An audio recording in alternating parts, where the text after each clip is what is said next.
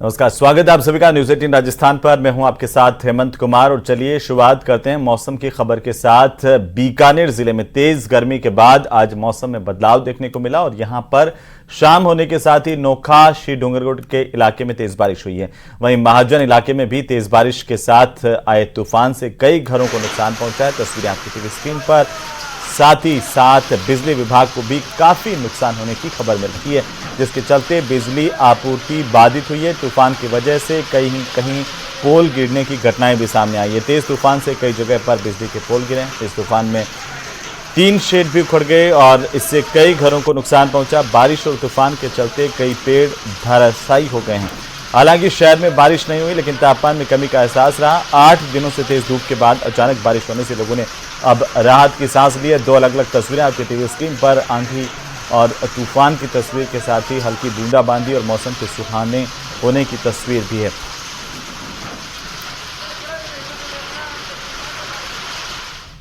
तो वहीं बाड़मेर के शिवकर गांव के धने का तालाब में आज सनसनीखेज घटना सामने आई, जहां पर एक महिला ने अपने 4 बच्चों को एक एक बार टांके में फेंक दिया और खुद भी इसमें कूद गई। और इस हादसे में मां तो हालांकि बच गई, लेकिन चारों बच्चों की डूबने से मौत होने की दुखद खबर है। मामले में सास और बहू के बीच आए दिन झगड़ा हो रहा था और यही वजह बताई जा रही है कि इस मां ने अपने बच्चों को डूबने के लिए फेंक दिया। पुलिस के मुताबिक धने का तालाब में शिवकर निवासी 35 साल की हमी देवी ने अपने 4 बच्चों, जिसमें 2 लड़कियां और 2 लड़के हैं शामिल, इनको घर के बाहर की तरफ बने पानी के टांके में फेंका। खुद ने भी छलांग लगाई। बच्चों के चिल्लाने पर पड़ोसी और परिजन पहुंचे और 5 को बाहर निकालकर जिला अस्पताल पहुंचाया। पुलिस ने बताया कि इस हादसे में 9 साल की बेटी संजू, 11 साल की मंजू और 7 साल का बेटा कृष्ण, 5 साल का बच्चा जो दिनेश, उसको जिला अस्पताल में डॉक्टर्स ने मृत घोषित कर दिया है। जबकि 35 साल की मां हेमी देवी का इलाज अभी भी अस्पताल में चल रहा है। तो कलह ने कैसे पूरे परिवार को तबाह कर दिया, तहस-नहस कर दिया। घरेलू झगड़ा इसका कारण बताया जा रहा है। आए दिन सास और बहू के बीच में झगड़ा होता था और इसी वजह से गुस्से में आकर के जो बहू है उसने एक कदम उठाया, अपने बच्चों को टांके में फेंका। का तला है ना, रिको थाना क्षेत्र में है। जो एक गांव में जो कुंड होता है, इसमें 4 बच्चे, 2 लड़कियां हैं, 2 बच्चे हैं। उसकी माँ से को भी इस तरह की आई है, तो चारों बच्चों की तो डेथ हो गई। माँ को हॉस्पिटल लेके आ रहे हैं, एक बार मौका मुआयना देख रहे हैं वास्तविकता क्या है। तो वहीं भारतीय जनता पार्टी के नेता के पिता की हत्या पर सर्व हिंदू समाज सड़कों पर उतर करके मौन जुलूस निकाल करके अपना आक्रोश जाहिर करते हुए दिखाई दिया है। कोटा की तस्वीरें सामने आई, जहां पर यह कहा जा रहा है कि हिंदू समाज की ओर से किशोरपुर थाने का घेराव किया गया और इस पूरे मामले में आरोपियों की गिरफ्तारी की मांग की गई है। सोमवार को हिंदू समाज आईजी कार्यालय के बाहर भी इस पूरे प्रकरण में न्याय और गिरफ्तारी की मांग को लेकर के प्रदर्शन करेगा। कल आईजी ऑफिस पर प्रदर्शन होगा। इससे पहले आज शहर के कई मार्गों से होते हुए पैदल मार्च निकाला गया, न्याय की मांग की गई, मौन जुलूस निकालकर प्रदर्शन किया गया है।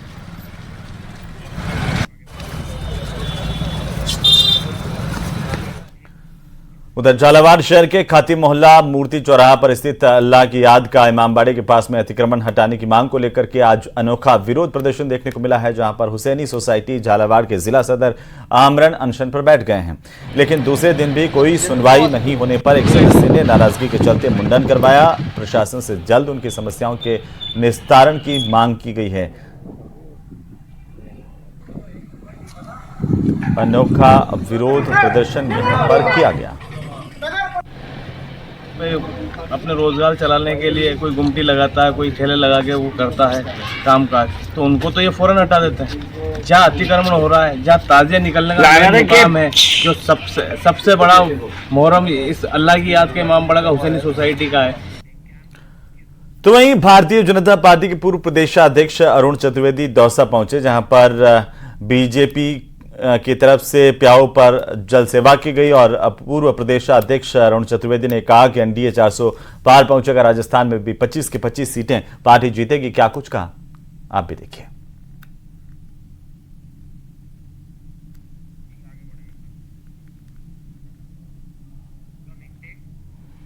और अब बात कर लेते हैं मतगणना की। लोकसभा चुनाव को लेकर के सभी चरण पूरे हो चुके हैं और अब मतगणना की बारी है और 2 दिन से भी कम वक्त मतगणना में बचा। 4 जून को प्रदेश के 25 लोकसभा सीटों के लिए मतगणना होगी। इसके लिए निर्वाचन आयोग की तरफ से अपनी तमाम तैयारियां पूरी कर ली गई हैं। ये खास रिपोर्ट देखिए।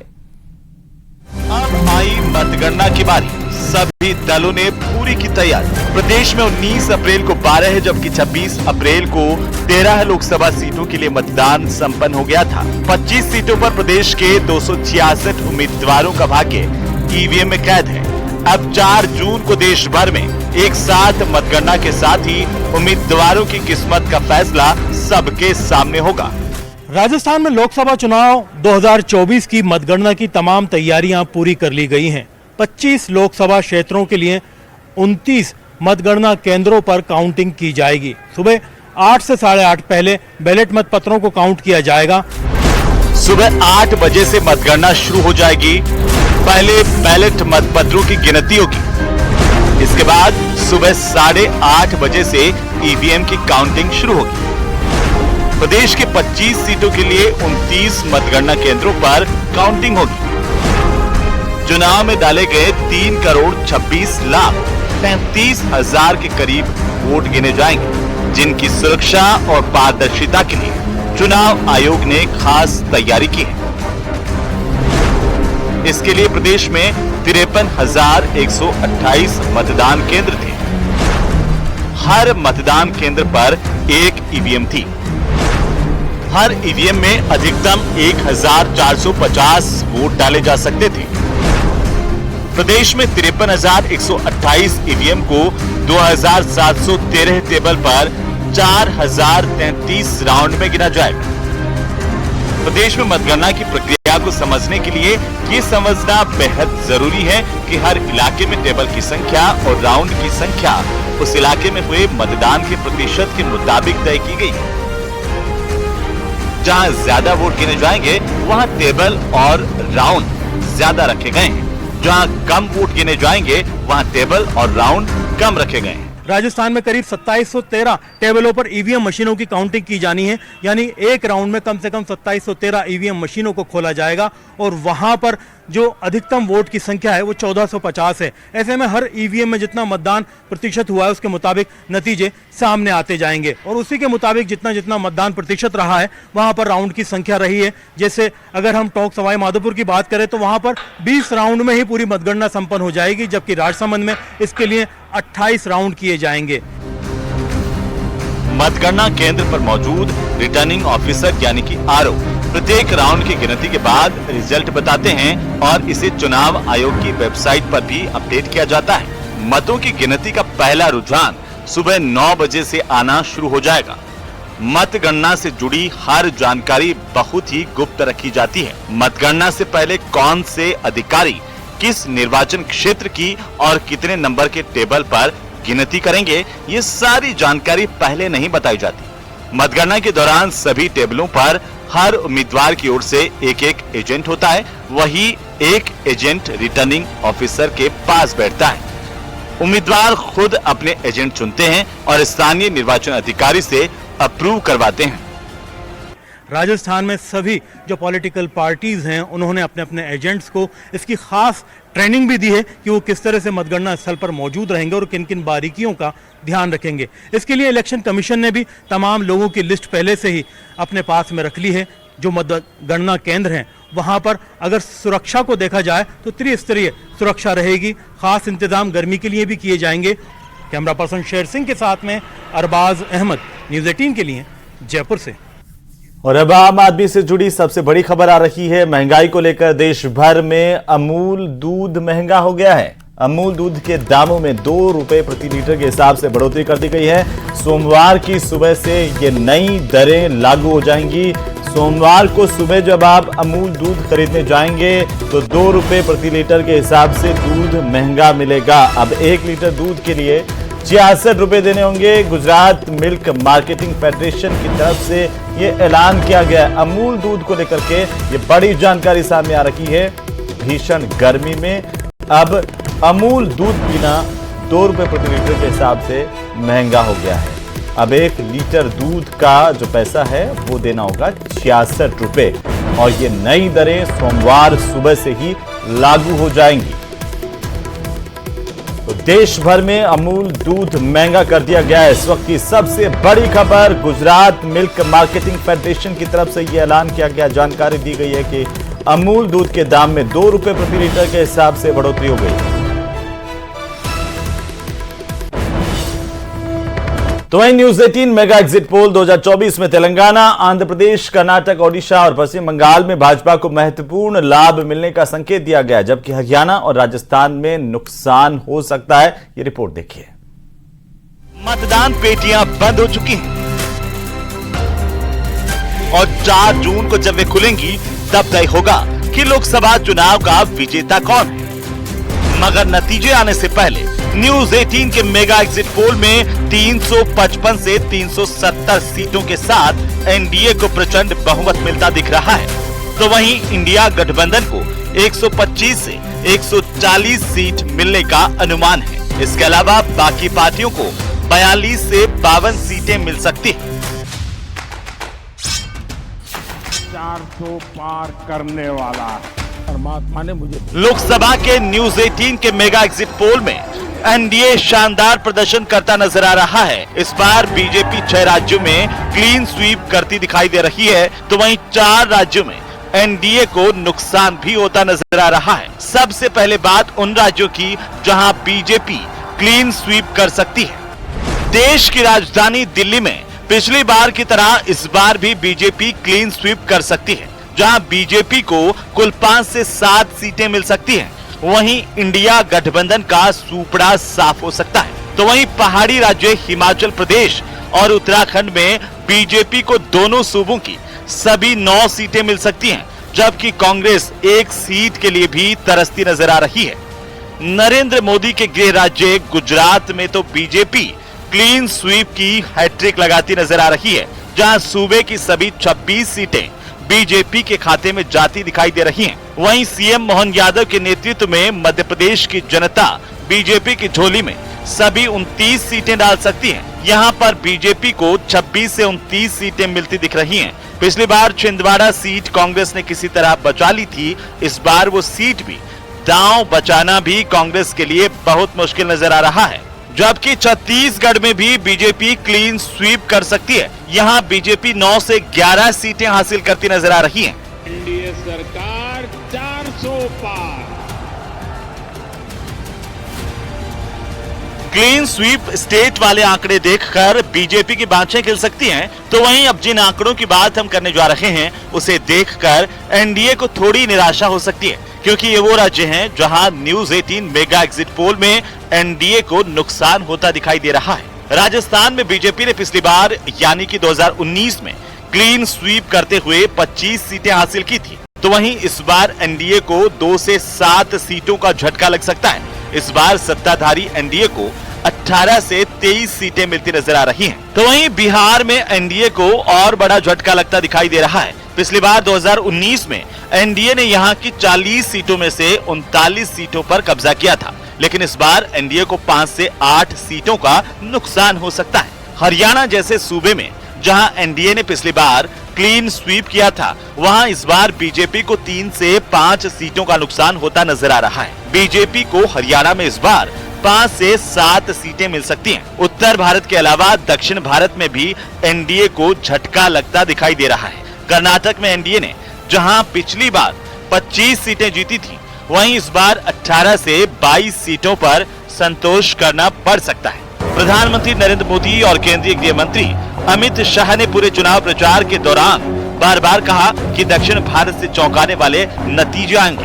न्यूज 18 के मेगा एग्जिट पोल में उसी बात की तस्दीक होती नजर आई। और सबसे बड़ा कमाल तमिलनाडु और केरल में होता दिख रहा है, जहां पहली बार कमल खिलता नजर आ रहा है।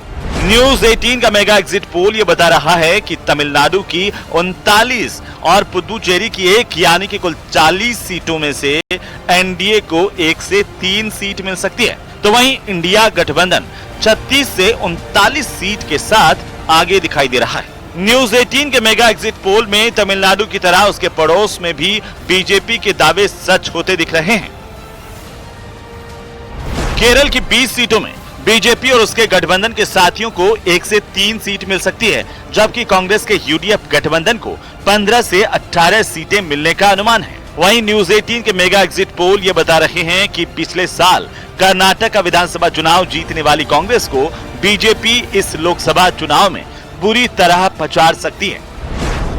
कर्नाटक की 28 सीटों पर बीजेपी और जेडीएस का गठबंधन कांग्रेस को करारी शिकस्त देता दिख रहा है। उसे 23 से 26 सीट मिलती नजर आ रही है, जबकि कांग्रेस महज 3 से 7 सीट पर सिमटती नजर आ रही है। बीजेपी के लिए खुशखबरी सिर्फ कर्नाटक में ही नहीं बल्कि तेलंगाना और आंध्र प्रदेश में भी है।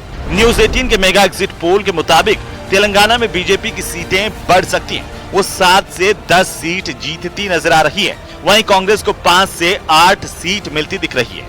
इसके अलावा न्यूज 18 के मेगा पोल में आंध्र प्रदेश के 25 सीटों पर बीजेपी और तेलुगु देशम पार्टी के गठबंधन के वाईएसआर कांग्रेस और कांग्रेस को मात देने की संभावना है।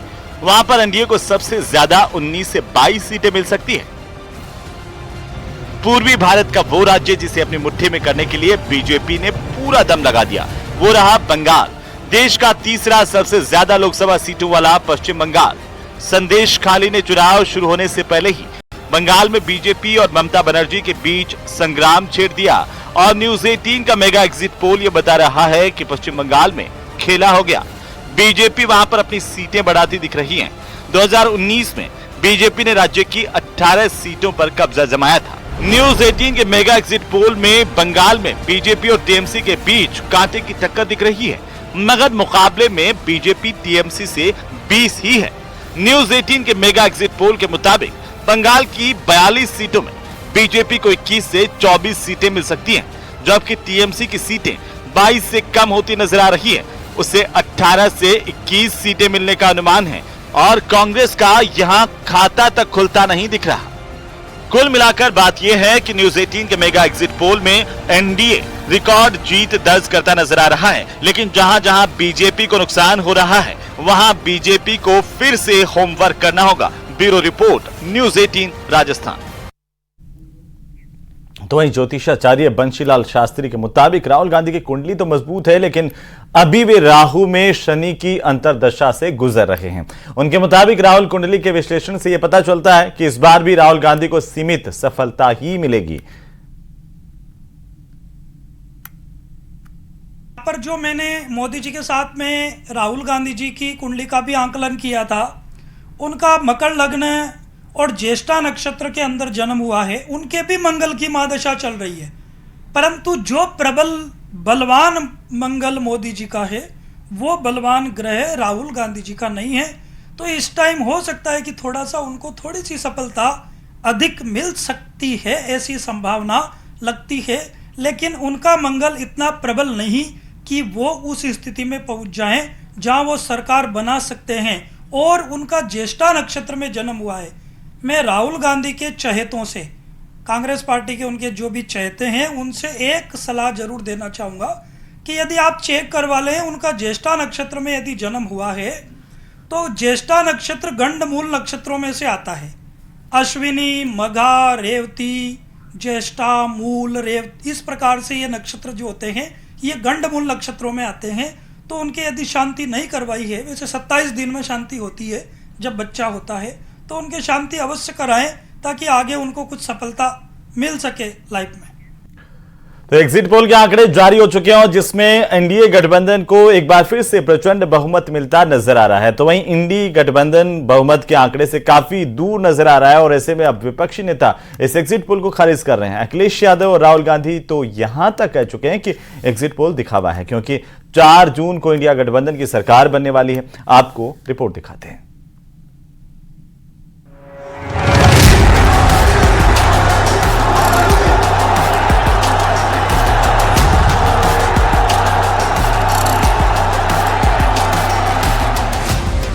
लोकसभा चुनाव के नतीजों से पहले आए तमाम एग्जिट पोल में एनडीए रिकॉर्ड सीटें जीतती नजर आ रही है। फिर भी विपक्षी नेताओं ने आंखें बंद कर एग्जिट पोल के रुझानों को नकारना शुरू कर दिया है। चाहे राहुल गांधी हो या फिर अखिलेश यादव, सबके सुर एक जैसे हैं। अखिलेश यादव ने लिखा, एग्जिट पोल का आधार ईवीएम नहीं वीएम है। भाजपाई एग्जिट पोल पहले ही तैयार हो गया था। एग्जिट पोल से जनमत को धोखा दिया जा रहा है। भाजपा को 300 पार दिखाना पहले से तय था। तो वहीं राहुल गांधी ने भी तमाम एग्जिट पोल को सिरे से खारिज कर दिया है। साथ ही दावा किया है कि इंडिया गठबंधन 295 सीट जीत रहा है। इसका नाम एग्जिट पोल नहीं है, इसका नाम मोदी मीडिया पोल है। ये मोदी जी का पोल है, फैंटेसी पोल है उनका। सर कितनी सीटें आ रही हैं आपके हिसाब से? सिद्धू मूसेवाला का सॉन्ग सुना आपने? 295। आम आदमी पार्टी के विधायक और नई दिल्ली सीट से प्रत्याशी सोमनाथ भारती ने तो यहाँ तक दावा कर दिया कि नरेंद्र मोदी तीसरी बार प्रधानमंत्री नहीं बनेंगे। सोशल साइट एक्स पर उन्होंने लिखा, अगर नरेंद्र मोदी तीसरी बार प्रधानमंत्री बने तो मैं अपना सिर मुंडवा लूंगा। मेरे शब्दों को लिख कर रख लो। 4 जून को सभी एग्जिट पोल गलत साबित होंगे और मोदी जी तीसरी बार प्रधानमंत्री नहीं बनेंगे। दिल्ली में सभी 7 सीटें इंडिया गठबंधन को मिलेंगी। यानी इंडिया गठबंधन के तमाम दल को परेशानी एग्जिट पोल से हो रही है, क्योंकि एग्जिट पोल के आंकड़ों में एनडीए गठबंधन को एक बार फिर प्रचंड बहुमत मिलता हुआ नजर आ रहा है। वहीं इंडी गठबंधन बहुमत के आंकड़े से काफी दूर नजर आ रहा है, जिसको लेकर सियासत उफान पर है। ये एग्जिट पोल है और एग्जिट पोल जो लोग करते हैं उनके बारे में भी हमें और आपको पता है। हमें पूरी उम्मीद है कि 40 सीटें इंडिया गठबंधन की उत्तर प्रदेश से आ रही है। हमने वेस्टर्न यूपी से लेकर ईस्टर्न यूपी देखा है और आपने भी देखा है कि अखिलेश जी की सभाओं में लोग बेकाबू हो गए। जिस तरह से आप लोग दिखा रहे हैं, हमें लगता है कि इसके उल्टे नतीजे आने जा रहे हैं उत्तर प्रदेश के अंदर। हमेशा बार बार कहते हैं, लोग दिन में सपने देखते हैं, उस पर कोई पाबंदी नहीं है। कांग्रेस की हालत इसीलिए हुई है और आगे और होगी क्योंकि दिन में सपना देखना इन्होंने बंद नहीं किया है। जमीन पर काम करें, जनता का विश्वास जीतें, खाली मोदी जी की आलोचना और गाली गलौज बंद करें। यानी बीजेपी जो 400 पार का नारा दे रही थी, वो उस पर एग्जिट पोल आने के बाद भी कायम है। लेकिन एग्जिट पोल आने के बाद इंडिया गठबंधन ने नया आंकड़ा देश के सामने पेश किया है, जो एग्जिट पोल से कोसों दूर है। Bureau report, news 18।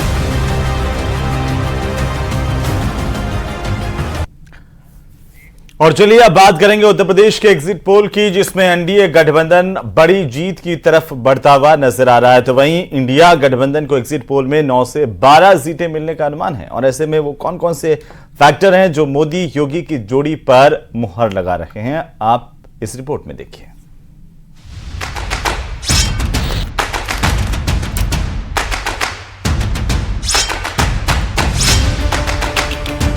अगर एग्जिट पोल का नंबर परिणाम में बदल जाए,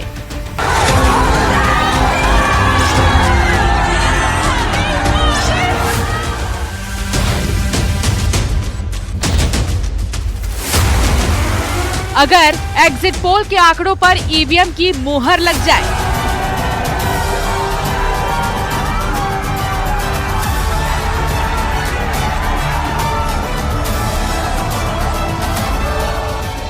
तो एक बार फिर मोदी योगी का जादू उत्तर प्रदेश में हमेशा हमेशा के लिए अजय अमर हो जाएगा, क्योंकि एग्जिट पोल के मुताबिक यूपी में एनडीए को 68 से 71 सीट का अनुमान है।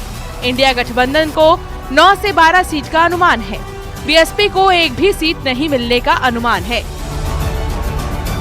तो पहला और सबसे बड़ा सवाल यही है, मायावती ने विपक्ष का कितना नुकसान किया? मायावती का वोट बैंक कहां शिफ्ट हो रहा है?